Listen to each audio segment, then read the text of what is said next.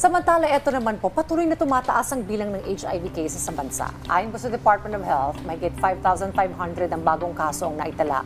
Mula July hanggang September, katumbas po ito ng 61 Pilipino kada araw ang nadadiagnose. Pinakaapektado ang kabataan at kadalasan po ay natutuklasan na lamang HIV sa advanced stage dahil sa late testing. Kaya malaki po ang papel na ginagampanan ng mga community organization gaya ng Love Yourself Incorporated na patuloy na nagbibigay ng suporta at kaalaman sa laban kontra HIV/AIDS. Kaya makakasama natin live dito sa studio ang Senior Program Manager ng Love Yourself Incorporated, JM Menes. Good morning and welcome to Rise and Shine. Good morning po. Yes, matagal na natin kaysa ang Love Yourself Incorporated sa pagbuo ng empowered community laban sa HIV/AIDS. Why is World AIDS Day, do you think, still significant, and why does it continue to should be important today? Sige po. A World AIDS Day po, it's a global commemoration for December 1 actually. This is specific po para dun sa mga taong nawala because of HIV. Also to spark hope para dun sa mga people who are living with HIV.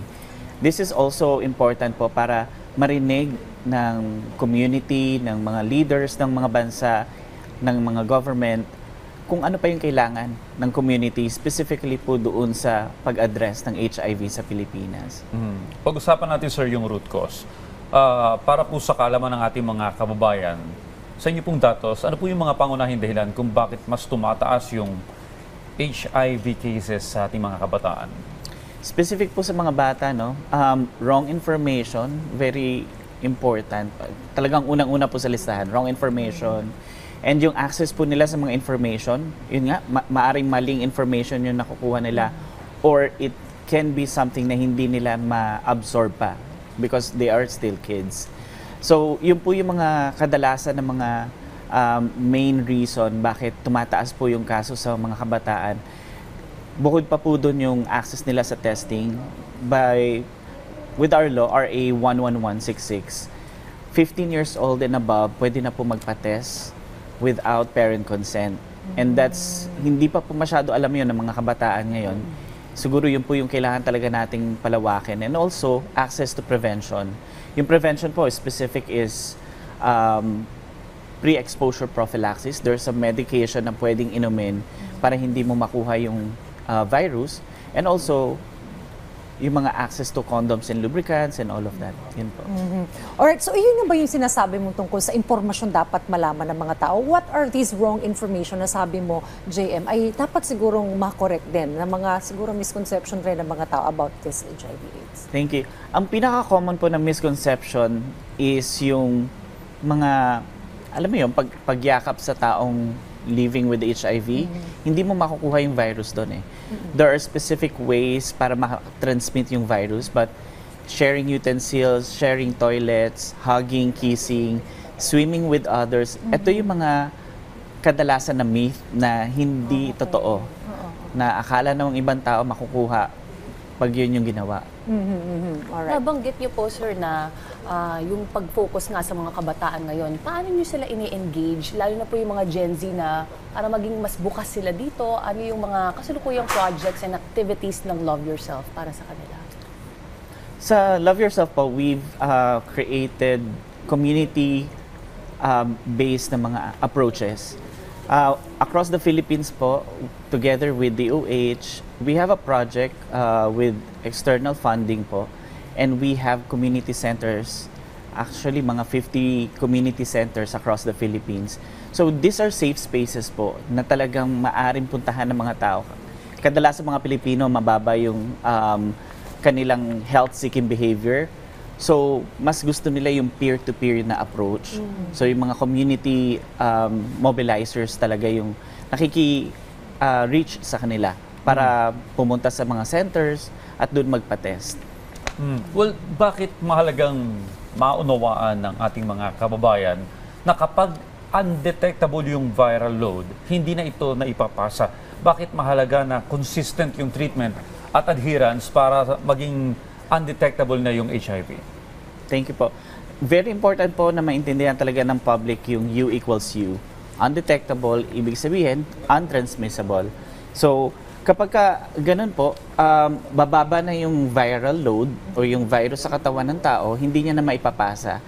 Ganun siya kababa. And also, syempre, ma-improve na yung immune system niya, hindi siya makakuha ng opportunistic infection, kagaya ng pneumonia, tuberculosis. Ito po yung kadalasan na sanhi ng pagkamatay ng isang person living with HIV. Also, this improves their quality of life.